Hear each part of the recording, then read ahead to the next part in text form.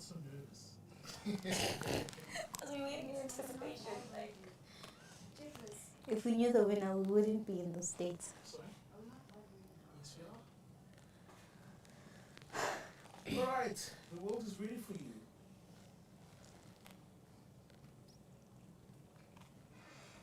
Good evening, Africa, and welcome to Africa's Ultimate Storyteller Contest finalist announcement. My name is Musima Maragani, and I am with the lovely. Hello, Africa. My name is Dogozo Ndlovu. Thank you, and thank you so much for taking the opportunity to actually, tune into this final announcement, which we called the Final Leap. So we're really, really excited, and we also don't know what the outcome is going to be. But before we get started, I'm just going to give you the intention of the contest. For those of us who were not able to join us on the previous live, just so you have an idea of what the Ultimate Storyteller Contest is, and what it stands for and what it aims to achieve. And I think the beautiful thing that we have seen throughout all these stages, and as we journeyed through them from the beginning of which was May, right? Yes, yeah. May. Was that we were able to kind of see stories grow and unfold, and people also becoming the stories that they are telling, which is also quite an interesting process that we were able to kind of witness, right? And another thing is the fact that people have grown. When you watch the stories from the first stage until the stories that were submitted in the last stage, people have grown because there were workshops that were provided to them. So, a lot of people grew.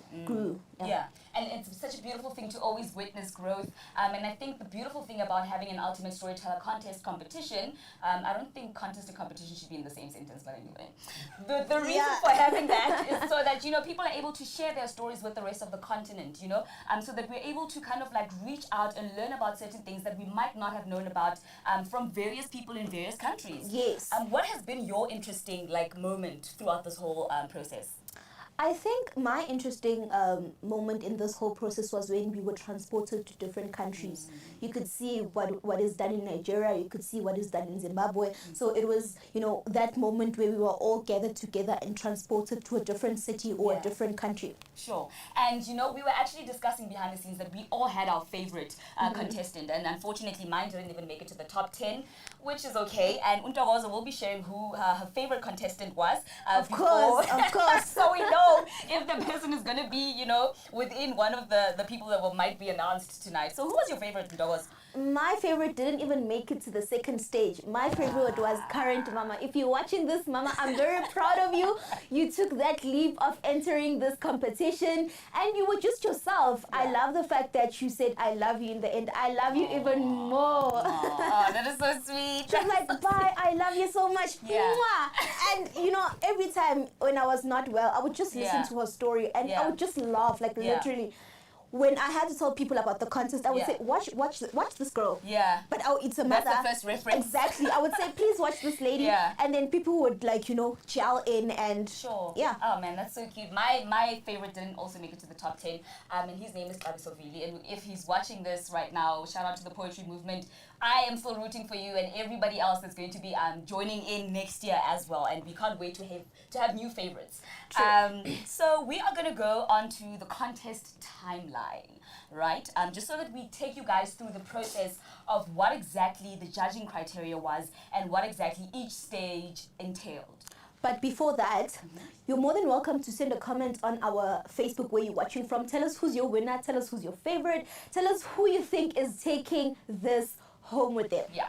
And if you did not vote, guys, you can't be crying now because you had the chance to do so as the stages were happening. So really, really fingers crossed for all those who poured out their love and all those who shared and liked and commented on the stories. And we're saying props to you and everybody else that also made it, to the top 10 and everybody that actually initially took part within the contest. We're saying props to you and for taking that leap of faith of sharing your personal story with us. We are truly grateful.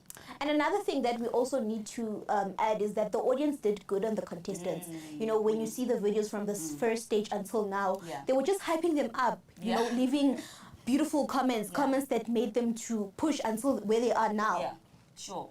So before we move any further, let's get into the contest timeline. Of course. Before we announce who the winner is going to be. I can't wait. Okay, so we're going to take you guys through the stages of the contest, right? So we all know that there were 3 different stages of the contest that you had to kind of go through in order to make it to the final stage, which is the final leap, The final leap. something now.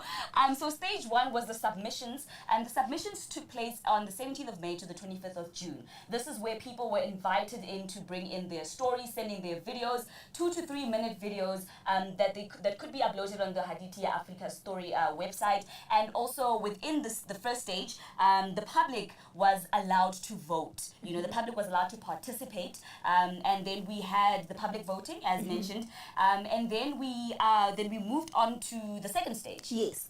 On the second stage, that's where contestants had to send through their 5 to 7 minute video, and that stage there was no public voting. Yeah. So we went out as the team and looked for various judges from different countries, because we just wanted, a diverse panel. Not to say if someone from South Africa wins, they're gonna say, "Hi, the judges were, from South Africa." Yeah. So we just went out in Africa and did our search, got our judges, and Sure. And moving on to the final stage of the competition, which is stage 3, right? We had the final story submissions, and this is from the top 10 that made it into stage 2 that were also now in stage 3, right? And then we had the public voting as well, where the public were still encouraged to come in and vote. And also on this final stage, the judges were also having a judging score where they also deliberate and decide who the winner might be, right? So this was both for the public and the judges. So if you were also part of the voting process for stage 3, where you liked, interacted, and shared the stories, we are saying props to you and thank you for interacting with Haditia Africa Storyteller contest. And we are at the final stage. There are no more stages after this. And I think the most interesting part that they use for judging, I've never seen that ever in my life. I don't know, you take the comments, the engaging and so forth. There was a picture that I saw earlier this morning of how, the judges chose their way. So it was, I don't know, it was just a complicated process. Exactly, yes. Oh, man. But I mean, it must have not been an easy one, because we also don't know what the outcome is, right? We're also waiting in anticipation, guys. We're excited. But before we move any further, we would like to welcome our chief judge, Lazola Pele, who will be taking us through the judging process. Yeah. Please help us welcome Lazola Pele. Good evening, Africa. How are you doing?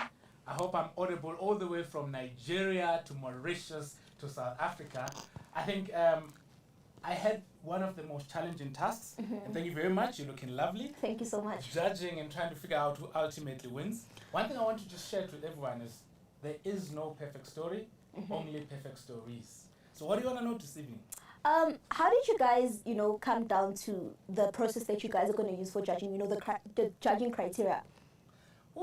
So, I mean, there's 2 parts of the judging in the final top 10. On the one part, you've got the judges that actually decide on in terms of a set criteria, how they will score the different contestants.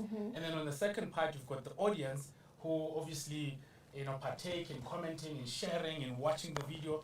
And we take all of that together and we allow the audience to have a say on who wins. The ratio is 40% of what the audience says goes into the final score, and then 60% of what the judges say goes into the final score. The reason we did it like that is the judges are really looking at the technical aspects of it. How do you really make a story stand out? How do you make sure that the entire world is interested in watching your entire story? We had workshops, we helped people understand how to structure stories. We talked about creativity, how to deal with conflict in a story. And by conflict, we mean, the thing that makes a story beautiful, right? And also broad appeal. And one of the big challenges is that the continent is large, the continent is busy, and so if you tell a good story but only a few people can relate to it, then that means it doesn't go far. But if you tell a good story that the entire continent can respond to, that is beautiful, rich. So that's what the judges are looking for, right? And we went to the social media side. Is how people get excited and people get involved and people vote. And judging not easy, because you have to let go of your biases, you have to let go of yourself, your favorites. you have to let go of your favorite, and you really try to give the score as best you can. So I want to just give a shout out to the judges that were involved in the top 10. And if I could just see them on screen, they were from different countries. I think we want people to see that there was some variety. There was a diverse panel of there was a diverse panel of people, diversity of gender, and so forth. I know we've got representation from Liberia, from South Africa, from Zimbabwe, and from Zambia. We also have representation from Mauritius, from Eswatini, and I just wanted to say thank you to all those judges. They know themselves. Just maybe give them by name. We've got Robert from Malawi. We've got Tembelihle from Eswatini, as well as Siabonga from Eswatini. Lekpele from Liberia, all the way from Liberia. We've got Thabo Lichwele from South Africa, as well as Sakile Bele, Madaf from Mauritius. We've got Kay and Mr. Masuku from Zimbabwe. We've got Edwina from Zambia, and of course our last year's winner, Shanice, also from Zimbabwe. So it's quite a spread in terms of judges. So it's been a very interesting journey, right? So what I wanted to share with you actually is that, you know, because of the workshops and because of how people really apply themselves, the judges' scoring was really close. It was really hard to pick apart the different players because the quality was there. And just to give you an idea, in terms of what the judges came up with, just the judging process in terms of the top three, at the top of that actually was Andrew from Zimbabwe, and then also had Michael from Namibia at number 2, and Samson from Kenya. But perhaps more interesting, you have a small split. I mean, Andrew comes in at 400 points, and then just at 392 we've got Michael, and then at 386 we've got Samson. That's a very small percentile split. So which means when you think about the public voting, that 40% can go a lot in swaying who actually wins. So right? in this stage, the contestants not only had to please the judges, but they also had to build their own audience, right? Absolutely. I mean, look at it, the judges were pleased. I mean, it was so difficult to score anyone lower than, you know, a certain point. So everyone brought it. But to run a campaign on social media and get, you know, people behind you and essentially get your score to your store to trend, that was a big ask. And we really saw people coming out and doing that. And just to give you an idea, there was a few strategies that people followed. I remember I saw Tombe's campaign. He did a poster of himself and said, "Hey guys, I entered for the contest and please vote for me." I think that was just beautiful because outside of the, you know, posting that we were doing from our side to advertise their work, he also went an extra mile to get more supporters. Yeah, no. I mean, that was what was asked of the top 10. That we're going to publicize the stories, but you need to win. So go out there, find your people, find your clan, figure out how to make people find your story and get it to trend. Just to give some idea, some were very Facebook heavy because there are 2 platforms, Facebook and YouTube. For example, Tombes, you just mentioned Tombe from Cameroon. He was quite Facebook heavy, which is a strategy, I guess. He had 60% of the engagement for him came from Facebook. On the other hand, you had someone like Nosisa, who was extremely YouTube heavy, with about 96% of all the viewership coming from there. Then you've got a balanced view, someone like Tsegofatso, where, you know, with her story, Recycling Bodies, it was a 50-50 split between the 2 platforms. So different strategies for different people, but ultimately what you're really trying to do is to get your story to trend. And if you get it to trend, and you get the viewership, that can go a long way in swaying the total scoring. So that's really what has been happening in terms of how we then finally did our magic, our maths, and our review, and our panel of teams, our audit, to finally come up with the top 3 of the ultimate storyteller. Of course, in the top 3, there is the winner who will be walking away with $1,000. That's pretty sweet. Imagine from 54 contestants to 3. That must have been a very, very hard. So yeah, so I've got here an envelope with the results. Can I trust you with it? I think I might just say Karen Mamba's the winner. No, she's just my favorite. I might just, you know, do wrong things and put. If she was in the top 10, you could maybe get away with that. She didn't even make it to if the she's not top in the top 2. 10, you know, some people from around the continent might start flying into South Africa to come and ask for accountability. So let me trust you with this, and then at an opportune time, you're gonna open that. Yes. And you'll find out who the ultimate storyteller is for 2021. Thank you very so much, and keep that safe. I will. Thank you so much for coming over to fill us in on the judging panel. Okay, that was actually quite insightful. Thank you once again, Lazola Bele, for filling us in on the judging process and for actually taking us through everything that we might not have known about behind the scenes, step by step, and thoroughly explaining the process very very beautifully to us. Thank you. So yeah, we do have the results, right?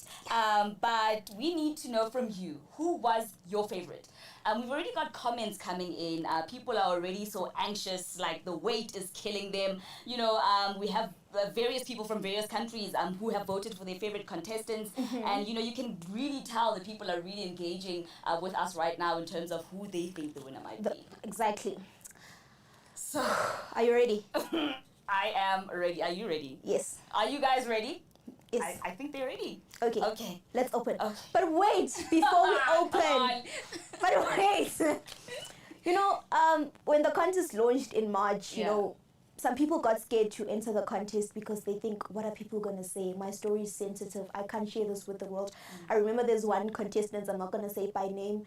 She never thought Uguti, the story would be in public the way it was. And then she approached the team. She was like, this story is so not allowed to be in the media. Please take it down.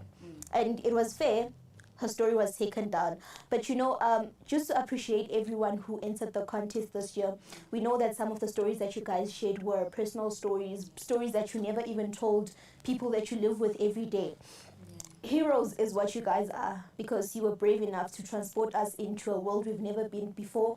Invite us into what you battling with every day, because I believe that some people shared stories that they're always battling with. And we always have, storytelling happens all the time. I mean, we have people who tell stories every day that go unrecognized. So this clip that we're about to play is dedicated to everyone who tells stories, because my story could be the key to someone else's life. You might never know who you're helping with your story. So the video that is playing now is just to appreciate everyone who's...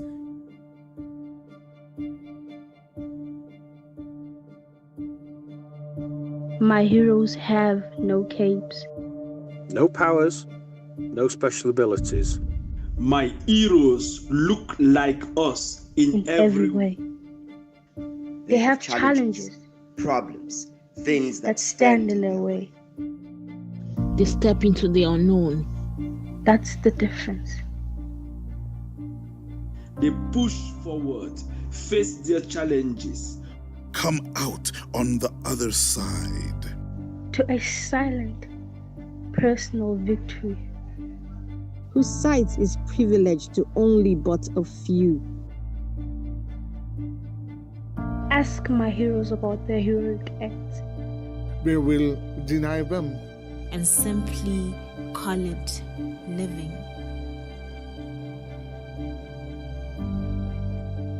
Real stories, real heroes. Thank you so much for viewing the video, and we hope that it has inspired, as Ndogozo was saying, more people to actually come out and write their stories and share their personal stories, and that knowing that Haditi is a safe space, and that we do have the judges and the audience and the people that interact with stories who carry these stories with care, with love, and who are really, really, really, like rooting for these stories to see the light of day. So yeah, I think it's about that time. Is it not? I don't even know what to say or what to do with myself, because this was just a tight competition, and all the 10 contestants were just so beautiful. When I watched all the stories, we were just transported. The emotion was there. Everything was just there. But before we get into that, I think the people who are watching for the first time, rather, they need to know some of the people that made it to the top 10. Yes, sure. So we are going to start. I'm going to mention the 5, and then Undogozo will take the other 5. Sure. So we have Tombe from Cameroon. Thank you so much, Tommy, for submitting your story, and congratulations for making it this far into the contest. And before I move on announcing the contestants, I did have the opportunity to have like an Instagram live with the top 10 finalists, and I think it was such a beautiful process. So you guys should check out if you want to have more insight on who they are and what they do from their day-to-day basis. Just go into the Haditi Africa social media pages, Instagram and Facebook, and you can get more insight on who these people are, what they do, and what they really are about, right? So for the second one, we have Samson from Kenya. We have Michael from Namibia, Oluwatiwi from Nigeria, and Nosisa from Eswatini. Thank you so much for the lovely stories. And the other 5 that made it to the top 10 were Boluwatiwi from Nigeria. Congratulations on you. I've seen you grow as an individual. Your stories were just mind-blowing. Well done, and congratulations for making till this far. And we have Emma from Uganda, Sekgofatso from Botswana, Andrew from Zimbabwe, and the last person is Candy from Mauritius. Not to say that Candy was my favorite, but no man, don't be like that. I related more to her story because after everything that he got, he still wanted his own identity. His story title was Take Everything, the money, something. Like what he did there simply showed that even if you can have all the money, all the materialistic things, if you don't know who you are or you forgot your identity, all those things mean nothing. Yeah. So I really loved your story for that, and thank you so much for reminding us, it's not always about things that you can buy with money, but also owning your identity and being one with your roots. Yeah, and it's really such an honor to have even had a conversation with these finalists, just to get inside their homes, where Utombe was even playing an instrument for us, and some were reciting poetry, so it was such a beautiful turnout of events, and thank you so much for sharing a part of your world with us. Oh, another story that I liked was Nosiso's story. Did you watch it?